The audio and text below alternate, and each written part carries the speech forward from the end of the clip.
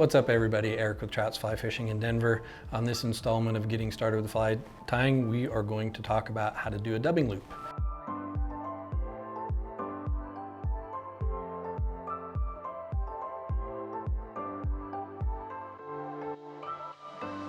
First thing we need to do with a dubbing loop is we need to actually build the loop.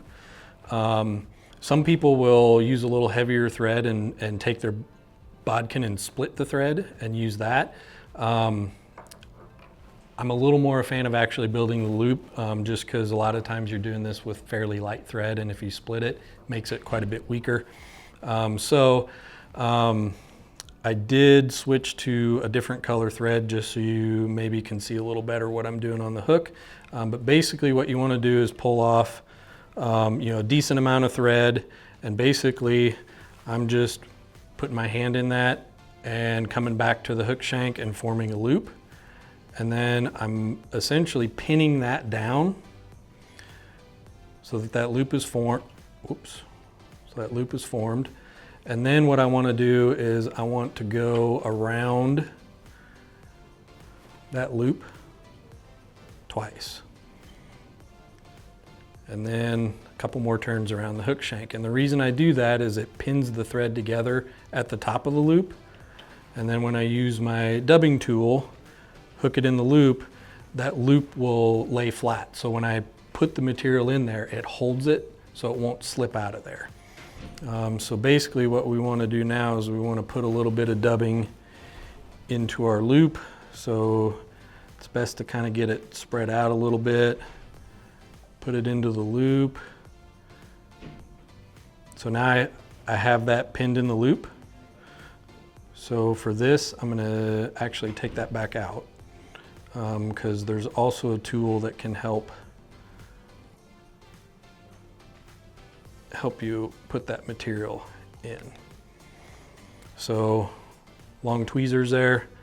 If you take a hold of that and hold that material in the tweezer, it just makes it a little easier for you to be able to put that material into the loop and also slide it up towards the top. Get the material pinned in there, and then you can just open the tweezers and the material is in there. So now what we need to do is we need to spin the loop so that that material gets essentially braided into the thread. So if I just spin that tool, as it spins, it'll catch and it starts turning that dubbing into a nice tight little dubbing chenille, essentially is what that is. So then all we're going to do now is we're going to do just like we would have had we done the standard dubbing style, and we're going to build a little thorax with it.